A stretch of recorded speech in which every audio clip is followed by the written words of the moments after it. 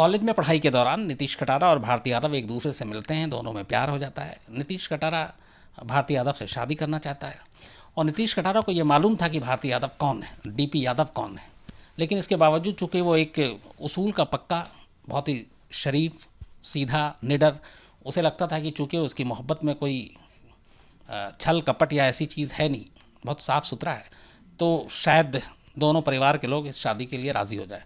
हालांकि नीतीश कटारा की मां नीलम कटारा को शुरू में जब पता चला कि भारती यादव कौन है, किसकी बेटी है, तो उन्हें थोड़ा डर भी हुआ था और वो थोड़ी झिझक भी रही थी, लेकिन बेटे के प्यार में फिर उन्होंने भी अपनी रजामंदी दे दी।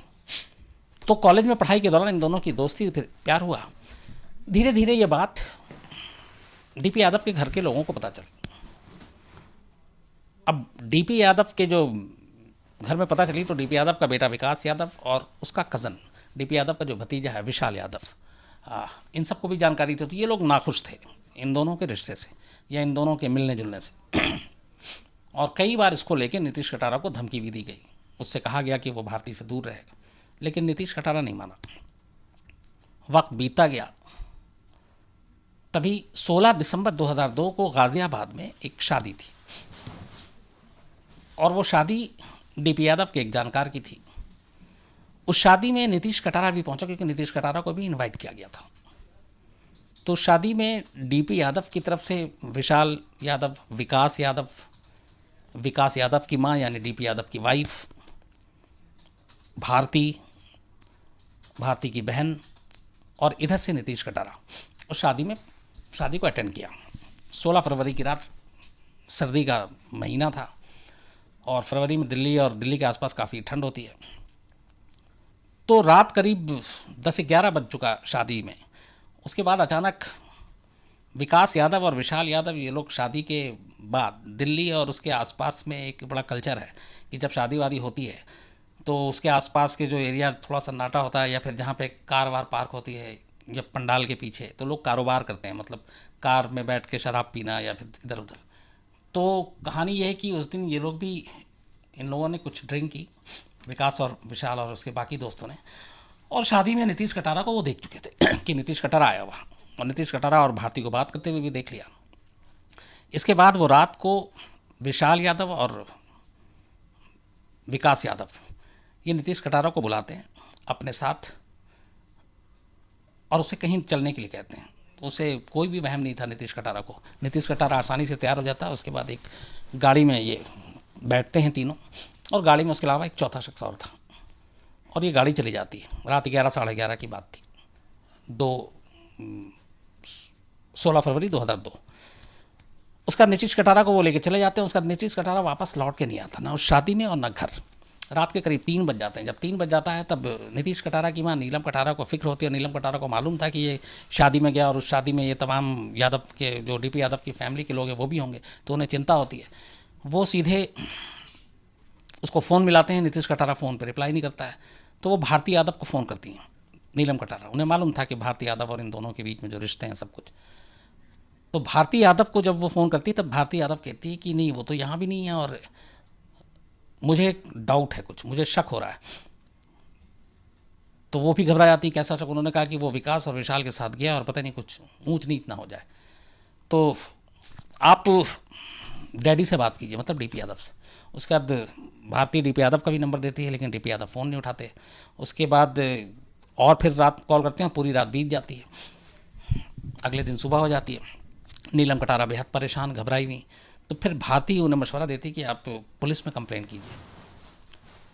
अब चूँकि रात भर नीतीश कटारा घर नहीं लौटा, दिन हो गया और उसका फ़ोन भी नहीं मिल रहा है, फ़ोन भी बंद है, और तब मोबाइल कॉमन हो चुका था। तो नीलम कटारा को कुछ शक होता है, उनको अजीब सी फीलिंग आती है और वो कहती हैं कि कुछ गड़बड़ है। तो वो सीधे गाज़ियाबाद पहुंचती हैं, कवि नगर इलाके में, और कवि नगर पुलिस स्टेशन में जाकर वो एक मिसिंग की रिपोर्ट दर्ज करती हैं कि मेरा बेटा नीतीश कटारा, जिसकी उम्र 24-25 साल, और वो रात शादी में आया था और उसके बाद से गायब है, और मुझे शक है कि इसके गायब होने के पीछे डीपी यादव और उनके परिवार का हाथ है। ये बाकायदा मेंशन उसमें।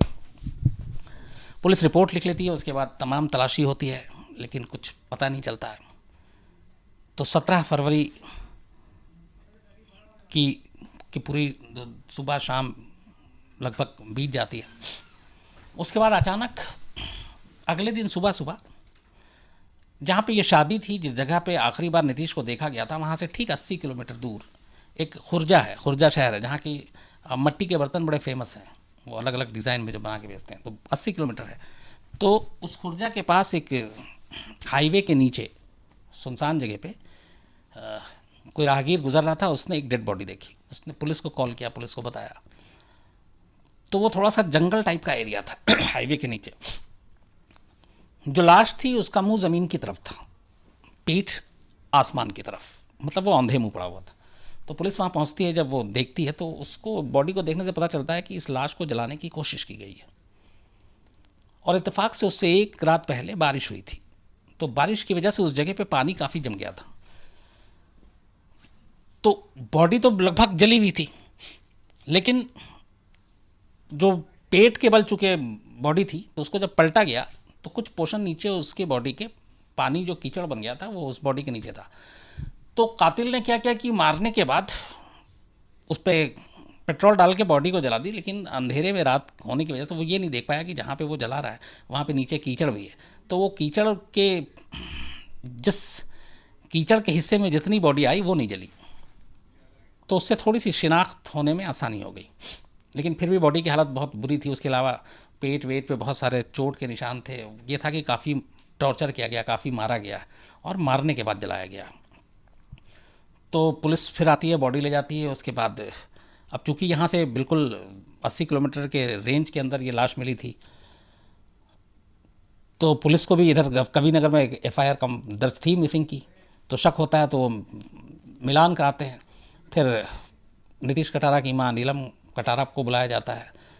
तो वो बॉडी देख कर अंगूठी से और बाकी चीज़ों से जो बच गई थी उससे शिनाख्त कर लेते हैं कि नीतीश कटारा है, लेकिन 100% श्योर नहीं था क्योंकि बॉडी की हालत बहुत ख़राब थी। तो फिर उसके बाद DNA किया जाता है नीलम कटारा के और उस बॉडी का, तो DNA मैच कर जाता है। तो इससे ये कंफर्म 110% अब कंफर्म हो जाता है कि ये लाश नीतीश कटारा की है। तो अब जैसी लाश मिलती तो हड़कंप मच जाता है तब तक ये खबर मीडिया में भी इस तरीके से नहीं आई थी क्योंकि अभी तक मिसिंग का मामला था। लेकिन जैसे ही लाश मिलती है और लाश के साथ अब DP यादव की फैमिली का नाम जुड़ता है, तो फिर जाहिर सी बात है ये हेडलाइन बन जाती है। फिर हम लोगों को पता चलता है। इत्तेफाक से जिस दिन ये इंसिडेंट हुआ 16-17 फरवरी, मैं काठमांडू में था। एक अभी कल मैं मेल भी पढ़ा था, किसी ने मुझसे कहा था कि एक किडनी रैकेट के बारे में कभी आप कहानी सुनाएं। तो वो उसी किडनी रैकेट के सिलसिले में मैं, एक डॉक्टर था जिसे पकड़ा, जो यहाँ पे जिसकी इंडिया में तलाश थी, उसने बहुत सारे लोगों के किडनी निकाल लिए थे गलत तरीके से, इलीगल, और वो वापस भाग के वो नेपाल पहुँच गया था। तो हम लोगों को पता चला कि वो नेपाल में है। तो मैं उस स्टोरी को कवर करने के लिए काठमांडू पहुँच गया, और जिस दिन काठमांडू पहुँचा उसी दिन या उसके नेक्स्ट डे ये इंसिडेंट होता है। तो मतलब मैं 15 या 16 फरवरी 2002 को काठमांडू गया था, और उसी दिन 16 और 17 फरवरी की रात को यहाँ पे नीतीश कटारा का मर्डर होता है। तो खैर यहाँ पे मेरी टीम में एक मेरे साथ थे गुंजन कुमार। अब गुंजन ने छोड़ दिया, वो अब प्रिंट में चला गया है, तो बहुत ही अच्छा रिपोर्टर होनहार।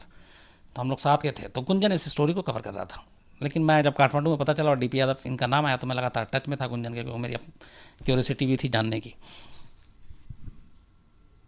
तो जब ये सारी चीज़ें हो गई, DNA मैच कर गया और नीतीश कटारा की फैमिली ने शक जता दिया था, तो अब पुलिस ने, अच्छा इस दौरान में हुआ ये कि ये 2 दिन से शादी के बाद से विशाल और विकास यादव गायब हो गए। अब पुलिस ने जब तफ्तीश की तो दोनों गायब, तो अब और यकीन हो गया, शक यकीन में बदल गया कि यही दोनों हैं। इस दौरान जब पुलिस ने इन्वेस्टिगेशन शुरू की तो शादी में बहुत सारे ऐसे विटनेस मिले जिन्होंने बताया कि हाँ, उस रात 16 फरवरी की रात आखिरी बार 11 साढ़े 11 के करीब उन्होंने विशाल, विकास यादव और एक और शख्स उसको, नीतीश कटारा को अपने साथ गाड़ी में बैठा कर ले जाते हुए देखा था। तो ये एक बहुत अहम सबूत था। तो अब विकास और विशाल की तलाशी शुरू हुई और दोनों भागे हुए। पुलिस अपना जांच करती रही। अब DP यादव को इस इलाके में दबदबा ये दुनिया जानती है। तो इधर पुलिस के ऊपर फोर्स प्रेशर कि केस को सॉल्व करें, उसको पकड़ें। नीलम कटारा ने अब मतलब हिम्मत दिखाते हुए उन्होंने कहा कि मैं तो लड़ाई लड़ूंगी। उनके ऊपर बहुत सारे प्रेशर कि आप ये चीज़ें वापस लीजिए ये, लेकिन वो अडिग, वो पीछे नहीं हटी। दूसरा फिर ये, चूँकि नीतीश कटारा की फैमिली में ज़्यादातर लोग IAS IPS, तो एक उधर से भी प्रेशर पड़ा, उस लॉबी से भी। तो अब मजबूरी में पुलिस को काम करना शुरू करना पड़ा UP को। इस दौरान में जब प्रेशर ज़्यादा पड़ा तो करीब करीब 20 दिन के बाद, 15-20 दिन के बाद एमपी में एक जगह से विशाल और विकास यादव को एक रेलवे स्टेशन से गिरफ्तार कर लिया जाता, चूँकि उसके बारे में हर जगह इन्फॉर्मेशन दे दी गई थी। तो एमपी में वहाँ की लोकल पुलिस इसको रेलवे स्टेशन पर शिनाख्त कर लेती है, विशाल और विकास को, दोनों को गिरफ्तार कर लेती है। जैसे वो खबर मिलती है तो यहाँ से यूपी पुलिस रवाना होती है और वो उसको वापस लेकर आती है। लाने के बाद उन दोनों से पूछताछ होती है। शुरू में दोनों मना करते हैं, लेकिन फिर वो सारी चीज़ें जब पुलिस उन्हें बताती है कि ये प्रूफ है, तुम आखिरी बार तुम्हारे साथ था और ये सारी चीज़ें, तो वो एक्सेप्ट कर लेते हैं। और उनका जो इकरार जुर्म था वो बाकायदा कैमरे में रिकॉर्ड हुआ था और वो बाद में एक न्यूज़ चैनल पे चला भी था करीब 6 महीने के बाद इस इंसिडेंट के। हालांकि फिर बाद में विकास और विशाल कोर्ट में पलट गए, उन्होंने कहा कि हमने ऐसा कोई कन्फेशन नहीं किया और हमने नहीं मारा। लेकिन खैर फिर पुलिस ने जब उन दोनों को पूछताछ की तो ये पता चल गया और पुलिस का कहना था कि सारे सबूत हैं। इस दौरान अब मीडिया में इस मर्डर को लेकर अलग अलग तमाम स्टोरीज आने लगी और उसमें यह भी कि नीतीश कटारा और भारती एक दूसरे से प्यार करते थे, शादी करना चाहते थे और इसीलिए उनको मार डाला गया। तो मैं चूँकि काठमांडू में था तो गुंजन यहाँ ये स्टोरी कवर कर रहा था। तो जब गुंजन ने इस रिश्तों के बारे में एक दिन एक स्टोरी की शो निकाला तो उसके पास फ़ोन आया और वो फ़ोन खुद डीपी यादव ने किया था और उन्होंने ये कहा कि ये जो तुम कर रहे हो ठीक नहीं है और इसका अंजाम बड़ा बुरा होगा, ये तमाम चीज़ें। तो गुंजन बड़ा डर गया, जाहिर सी बात है उस जगह पे कोई भी डरे। तो ये खुल्ला धमकी थी। अच्छा, डीपी यादव को मैं जनसत्ता के ज़माने से जानता था क्योंकि मैंने बहुत सारी स्टोरीज़ कवर की थी, तो बाय फेस भी वो भी मुझे अच्छे से जानते थे। तो जब ये गुंजन की स्टोरी चली तो धमकी आई, तो अब धमकी के बाद ये था कि कुछ प्रिकॉशन के लिए कुछ करना है। तो फिर इस दौरान मैं वहाँ से काठमांडू से लौटा। जिस दिन मैं लौटा उसी दिन ये धमकी की बात थी। अब यहाँ पे भी देखिए खेल क्या होता है। मैं आया और उसने बताया कि ऐसे ऐसे फ़ोन आया और ऑफिस में भी सबको पता था कि उसको धमकी मिली है। तो पहली चीज़ ये मैंने कहा कि तुम, वो मयूर विहार इलाके में रहता था, मैंने कहा तुम एक मयूर विहार पुलिस में एक रिटर्न में दे दो, थोड़ा सा तुम्हें प्रोटेक्शन मिलेगा और घर के आसपास भी तुम निकलोगे तो पुलिस भी 1-2 राउंड मार लेगी। तो वो उसने एसएचओ को दे दिया और थोड़ी सी वो उसकी सुरक्षा होने लगी। अब मैं जब आया तब अब स्टोरी करनी है तो डीपी यादव का फ़ोन आया मेरे पास कि आपका चैनल ऐसे ऐसे चला रहा, आप मेरे पुराने जानकार हैं, ये है, मैं आपको जनसत्ता से जानता हूँ और ये गुंजन जो है ये इसने यही किया। तो फिर अब मैं वहाँ पे बीच में वो समझौता करा रहा हूँ। मैंने कहा देखिए वो हो गया, वो आप, लेकिन आपने भी उसको डरा दिया, उसको धमकी दे दी, बड़ा डरा हुआ है वो, तो अब ऐसा मत कीजिए, कुछ धमकाया कीजिए। तो कहा नहीं ठीक है अब मैंने कहा मैं कुछ करता हूँ। अच्छा, मुझे लगा कि अब सारी स्टोरी लगभग निपट गई है, वो भी पकड़ा गया है, अब इसमें ज़्यादा क्या करना है। पर नसीब ऐसा कि अब बॉस ने कहा कि ये तो डर गया है और मैं था नहीं, तो तुम, ये लगातार काम भी कर रहा है, तो तुम आ गया, तो तुम अब इसको करो, इस स्टोरी को। तो पहले दिन मैंने इधर उधर बात की, उसके बाद फिर ये था कि एक लाइन में स्टोरी ये थी कि इस मर्डर की वजह क्या है। किसी भी क्राइम में मोटिव सबसे इंपॉर्टेंट होता है, मकसद, किस लिए खून किया गया। अदालत में इसी के बेस पे सज़ा और उसका फैसला भी होता है। तो लगातार मीडिया में और ये बयान आ रहा था, डीपी यादव की फैमिली का कहना था कि भारती और नीतीश कटारा के बीच में कोई रिश्ता नहीं था, वो एक दूसरे को जानते भी नहीं थे और वो एक दूसरे से मिलने का तो सवाल ही नहीं है। जबकि दूसरी तरफ से ये आ रहे थे सारे कि ये दोनों एक दूसरे से प्यार करते थे, एक दूसरे से मिलते जुलते थे। फिर आया कि इंस्टीट्यूट ऑफ मैनेजमेंट टेक्नोलॉजी में भी ये चूँकि पढ़ते थे और वहाँ पे भारती वो हॉस्टल में रहता था नीतीश कटारा। तो उसके नीतीश कटारा के कुछ दोस्तों के मेरे पास आए कि हमारे हॉस्टल में भी आकर कुछ लोगों ने हमें धमकाया है कि नीतीश कटारा भारती के बारे में कोई मुंह नहीं खोलेगा, कुछ बोलेगा नहीं। तो जब ये मुझे पता चला तो मैं पहुंच गया इसी इंस्टीट्यूट में और उसके हॉस्टल में, और उन लड़कों से जो थे उनसे बात की, लेकिन वो सारे डरे हुए थे, कैमरे पे कोई बात करने को तैयार नहीं। उन्होंने कहा ऑफ द रिकॉर्ड सब बात करेंगे। तो फिर मैंने रजिस्टर जो है वो प्रूफ के तौर पर उठाया। उस रजिस्टर में बाकायदा एंट्री थी कौन कौन आता है किससे मिलने के लिए, तो उसमें बाकायदा भारती की भी एंट्री थी। तो वो एक प्रूफ था ये साबित करने के लिए कि ये दोनों एक दूसरे को जानते हैं, एक दूसरे से मिलते हैं। अब उसके बाद आके ये स्टोरी कर दी और ये स्टोरी ऑन एयर हो गई, आज तक पे चली। जैसे ही चली उसके 5 मिनट के बाद असाइनमेंट डेस्क पे हमारे फ़ोन आया। तब हमारे असाइनमेंट पे उस वक्त शिफ्ट इंचार्ज जेपी दीवान थे। जेपी दीवान सर बड़े सीनियर थे, अब नहीं है हमारे पास, दूसरे चैनल में। तो फ़ोन डीपी यादव ने किया था और उसने कहा कि ये अभी तक तो ये था, अब आपने पूरा ही हमारे ख़ानदान की इज्जत की ऐसी की तैसी कर दी है और ठीक नहीं है, ये है वो है वो। तो जेपी दीवान जी ने खैर जो भी था फ़ोन रखा, उसके बाद उन्होंने मुझे बताया ऐसे ऐसे फ़ोन आया था और वो तुम्हारे बारे में कह रहा था। इसके बाद थोड़ी देर के बाद असाइनमेंट पे फिर फ़ोन आता है, अब मैं तब वहीं खड़ा हुआ था। तो जेपी दीवान ने कहा कि इशारे में मुझे बताया, उन्हीं का है, तुम जाओ। मैंने कहा नहीं आप मुझे दे दो। तो फिर मैंने फ़ोन लिया तो मैं जैसे उनसे बात करता था, नमस्कार कैसे हैं आप, ये तो वो उधर से एकदम गुस्से में कि ये तुमने सही किया, तुम गुंजन की बात कर रहे थे मुझसे और कह रहे थे अब ऐसा कुछ नहीं होगा, और तुमने तो बाकी रही सही भी इज्जत जो है वो बदनाम कर दी। तो बस ध्यान रखना है एक चीज़ का, वो मुझे लाइन हमेशा याद रहती कि जब सड़क पे चलोगे या जाओगे तुम गाड़ी में, तो ट्रक कभी ये नहीं देखेगा कि सामने वाली गाड़ी में या पैदल शम्स ताहिर खान जा रहा है या कोई और है, तो ट्रक से बच के रहना। अब इतना बोलना था वो फ़ोन, उसके बाद रख दिया। उस वक्त मुझे कुछ समझ ही में नहीं आया। फिर जेपी दीवान जी ने कहा कि क्या हुआ था, मैंने कहा ऐसे ऐसे कह रहा था। तब उन्होंने मुझे मतलब समझाया। अच्छा, ईमानदारी से उस वक्त समझ में नहीं आया था, तो ये सीधा सीधी धमकी थी। अब उस वक्त रात का टाइम था, मुझे घर जाना था और तब मेरे पास मोटरसाइकिल हुआ करता था मैं बाइक से आता जाता, तो बाइक को निशाना बनाना बड़ा आसान काम होता। तो फिर जेपी दीवान जी ने कहा कि नहीं तुम बाइक से नहीं जाओगे, तुम ऑफिस की कैब से घर जाओ। तो मैंने कहा चलो ठीक है। फिर ये सोच रहा था अगले दिन घर से फिर कैसे आऊँगा, लेकिन मैंने कहा चलो कुछ कर लूँगा। तो उनके कहने पे मैं उस दिन कैब से गया। फिर अगले दिन आया तो बाकी बॉसेस को पता था। तो फिर ये हुआ कि नहीं अभी तुम अगले 1 हफ्ते तक बाइक नहीं चलाओगे और तुम ऑफिस के कैब में बाकी लोग बैठते हैं उनके साथ जाया करो। तो 1 हफ्ता फिर मैं ऐसे गया। तो ये खैर उसका एक पार्ट था, उस धमकी का और उस इसका। लेकिन हाँ वो एक मोड़ आता था जब रात को अंधेरे, क्योंकि रात को जनरली 11, साढ़े 11, 12 बजे से पहले घर पहुंचता नहीं था, तो अंधेरा होता था। और जब मैं गुजरता था और वाकई कोई ट्रक को देखता था तो डर लगता था ईमानदारी से। खैर धीरे धीरे बाद में उसके बाद बातचीत भी हुई और जाहिर सी बात है उस वक्त सारी चीज़ें होती हैं, तो वो चीज़ें धीरे धीरे धीरे ख़त्म हो गई।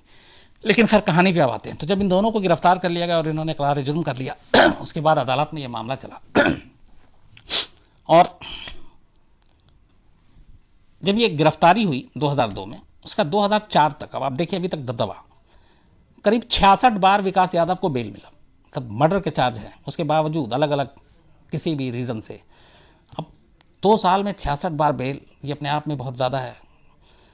तो नीलम कटारा को ये बात पता थी, वो लगातार लड़ाई लड़ रही थी, पूरे केस पे नज़र रखी हुई थी।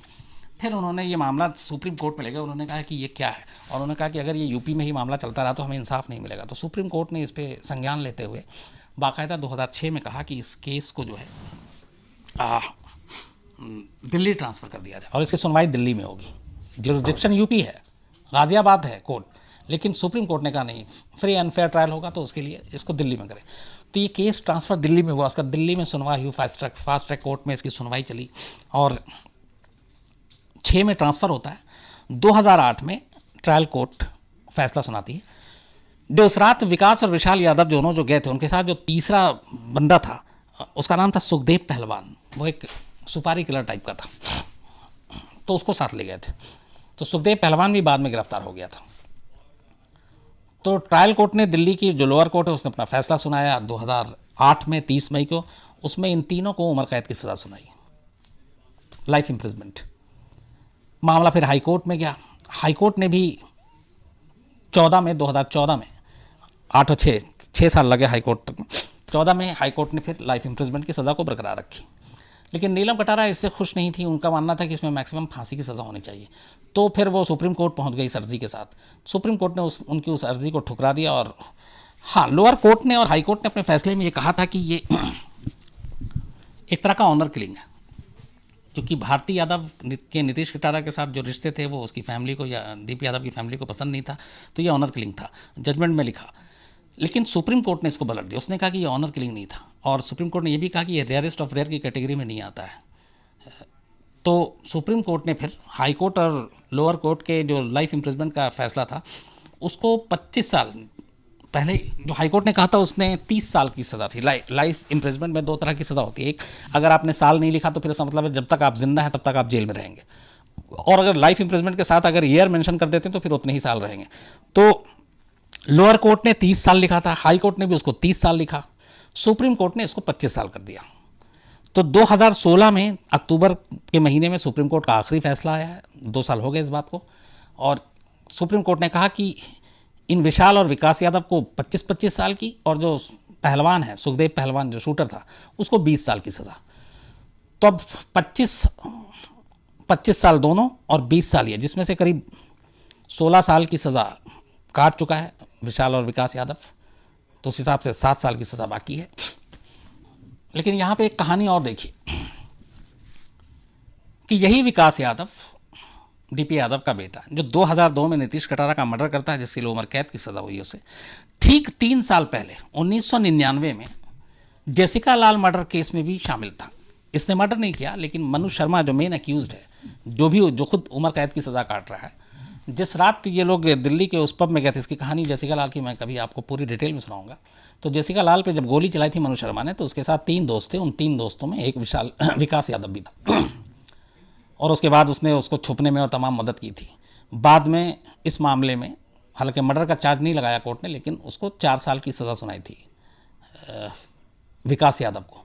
तो 1999 में जेसिका लाल केस हुआ था, उसके बाद उस मामले में उसको 4 साल की सज़ा हुई थी, और 1999 में इस मामले में वो जब पकड़ा गया उसके बाद वो बेल पे था, और जब नीतीश कटारा का मर्डर हुआ तो मतलब बेल आउट होते हुए उसने ये कत्ल किया था। ज़मानत पे बाहर ज़िंदगी जी रहा था और उसी ज़मानती पीरियड में उसने ये मर्डर किया। मतलब अब ये देखिए कि ज़मानत का कई बार अगर ये होता कि ज़मानत ना मिलती तो शायद नीतीश कटारा की ना जान जाती कहने को। तो 1999 में जेसिका लाल मर्डर में भी ये शामिल, जिसमें 4 साल की सज़ा पाई। हालांकि मर्डर मनु शर्मा ने किया, लेकिन सबूत मिटाना, उसका साथ देना, इन तमाम चीज़ों में शामिल था। और फिर 2002 में उस जेसिका लाल के मर्डर के 3 साल के बाद नीतीश कटारा के मर्डर में ये शामिल, और उसमें ये अभी उम्र कैद की सज़ा काट रहा है। और इसमें ये जो नीलम कटारा है, उनका ये था कि कम से कम फांसी की सज़ा होनी चाहिए थी, लेकिन खैर फांसी की सज़ा नहीं, तो 25 साल की सज़ा दी है। 25 में से मुझे एग्जैक्ट, क्योंकि कई बार ये बाहर भी वो आए, लेकिन शायद 16 साल हो चुके हैं। 2002 से जोड़े तो हाँ 16 साल और 5-4 9, तो 9 साल करीब और है, और तब ये दोनों आज़ाद होंगे। अच्छा, इसमें एक चीज़, अब ये तो कहानी पूरी थी। जब ये एमपी में पकड़ा गया विशाल और विकास यादव, और इसको रेलवे स्टेशन से जब पकड़ लिया गया तो फिर यहाँ से यूपी पुलिस गई। यूपी पुलिस को जब लेकर आ रही थी तो यूपी पुलिस बाई रोड लेकर आ रही थी इन दोनों। तो रास्ते में बहुत लंबा वक्त मिला इन लोगों को बात करने के लिए, विशाल और विकास। तो जो इंस्पेक्टर लेकर आ रहा था वो मेरा जानने वाला इंस्पेक्टर था, अच्छे रिश्ते थे उसके साथ। तो जब ये थोड़ी चीज़ें नॉर्मल हुई तो फिर मैंने उससे पूछा कि वो जर्नी में ऐसी क्या कुछ बात हुई, क्या थी। तो उसने जो बहुत सारी चीज़ें बताई, लेकिन जो मैं आपको शेयर करता हूँ उसमें एक बोला कि पहली बार मैं उससे मिला था जब लेकर आ रहा था, तो एकदम कूल रास्ते में, और रास्ते में सिर्फ एक ही डिमांड करता था, और वो सिगरेट की। सिगरेट बहुत पीता था, इसके अलावा चाय वाय जब भी। लेकिन बोला कि वो बहुत फर्राटेदार अंग्रेज़ी बोल रहा था और बहुत ही मैनर वाला, डिसेंट। तो ये बड़ा इम्प्रेस हुआ पुलिस वाला। तो उसने कहा तुम इतने अच्छे बच्चे, इतनी अच्छी अंग्रेज़ी बोल रहे हो तुम्हारी, और वो कई नॉलेजेबल बातें कर रहा था, तो ये सब कैसे। तो उसने जो लाइन कही थी वो ये थी कि ये मुझे घर से असल में मेरे अंदर आ गया। मैंने आसपास जो अपने माहौल देखा बचपन से, उसका असर है। अगर मुझे इस माहौल से दूर रखा जाता तो मैं आज शायद कुछ और होता। ये लाइन मैं कभी नहीं भूलता हूँ, क्योंकि वो पढ़ने में तेज़ था, समझदार था, दिखने में अच्छा, लेकिन माहौल ने उसको बिगाड़ दिया, और माहौल घर के आसपास से ही मिला, जिसका उसे बड़ा रिग्रेट भी था कि अगर मुझे अच्छी परवरिश मिलती, अच्छा माहौल मिलता, तो शायद आज मैं पुलिस की कस्टडी में ना होता। तो ये कई बार मुझे लगता है कि परवरिश का बहुत असर पड़ता है। इस पूरी कहानी का जो है वो आज भी मुझे लगता है कि अगर उसे बचपन से परवरिश इस तरह की मिलती तो शायद वो ऐसा ना होता। दूसरा इस कहानी का जो सबसे इम्पॉर्टेंट पहलू है वो ये है कि जब ये सारी चीज़ें हो गई और ये विशाल विकास सब पकड़े गए, तो भारती जो इस पूरी कहानी में, चूँकि जिसकी वजह से कत्ल हुआ, उसको लंदन भेज दिया फैमिली वालों ने फर्दर स्टडीज़ के नाम पर। तो वो लंदन चले गई। अब यहाँ पे ये थे कि वो मेन विटनेस थी, उससे उसके रिश्ते से मोटिव तक कोर्ट पहुँच सकता था, तो उसकी पेशी के लिए, उसकी गवाही के लिए लगातार कोशिश की गई, लेकिन वो आई नहीं। उसके बाद तमाम जो वकील हैं नीलम कटारा की तरफ से इन लोगों ने फोर्स किया कि उसको बुलाया जाए, पर वो नहीं आई। फिर उसके बाद कुछ एक ऐसा पीरियड आया जब खुद भारती के घर वालों ने कहा कि उसे पता नहीं है कि वो कहाँ है लंदन में, उससे संपर्क नहीं हो रहा है। लेकिन उसके बाद सुप्रीम कोर्ट में ये मामला गया, नीलम कटारा लेकर गई, उन्होंने बहुत कानूनी लड़ाई लड़ी अपने बेटे के लिए। उन्होंने कहा कि वो बहुत अहम है इस मामले में गवाही उसकी। तो सुप्रीम कोर्ट ने फिर ऑर्डर पास किया कि नहीं, उसकी गवाही ज़रूरी है और ये होना चाहिए। और उसके बाद उसके पासपोर्ट को वो किया गया कि अगर आप नहीं आते हो तो एक तो पासपोर्ट रद्द, दूसरा उसको भगोड़ा घोषित कर देंगे। तो अगर पासपोर्ट रद्द हो जाता और भगोड़ा घोषित करते हैं तो इसका मतलब फिर उसको लंदन से डिपोर्ट करके यहाँ आना पड़ता और गिरफ्तारी होती। तो जब और कोई रास्ता नहीं बचा, अब लगा कि नहीं अब तो ये गिरफ्तार हो जाएंगे और उसके बाद कोई चांस नहीं है बचने का, तो फिर मजबूरी में 2006 में इस इंसिडेंट के 3 साल के बाद भारती यादव इंडिया आती हैं, बाकायदा उनकी गवाही दर्ज होती है और कोर्ट में उनकी गवाही ये थी कि नीतीश कटारा के साथ मेरा कोई रिश्ता नहीं था। हाँ, एक इंस्टीट्यूट में पढ़ते थे, कॉलेज में पढ़ते थे, जानते थे एक दूसरे को, लेकिन प्यार मोहब्बत या शादी करना ऐसा कुछ नहीं था। तो वो सारी चीज़ों से जो भारती के बयान थे वो पलट चुके थे और यही बयान दिया गया था। हालांकि नीलम कटारा और बाकी लोगों का ये कहना था, जो दूसरा पक्ष था, कि वो परिवार के दबाव और परिवार की इज्जत के खातिर ऐसा बयान दिया। और नीलम कटारा ने ये खुद इंटरव्यू में कहा, मुझसे भी ये कहा मेरे साथ इंटरव्यू में, कि उन्हें भारती से कोई शिकायत नहीं है, इसलिए कि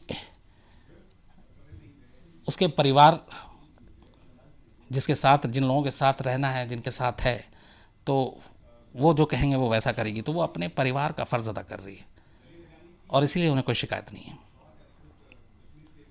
तो उस गवाही के बावजूद, हाँ, चूँकि बहुत सारे जो कोर्ट में क्रॉस एग्जामिनेशन हुआ तो कहा गया ठीक है आपके रिश्ते नहीं, लेकिन ये जो सारे गिफ्ट, बहुत सारे कार्ड थे वैलेंटाइंस डे के और ये वो, तो उस कार्ड के जो टेक्स्ट मजमून थे, वो सारी चीज़ें थी, वो साफ साफ चुगली खा रही थी कि रिश्ते क्या थे दोनों के।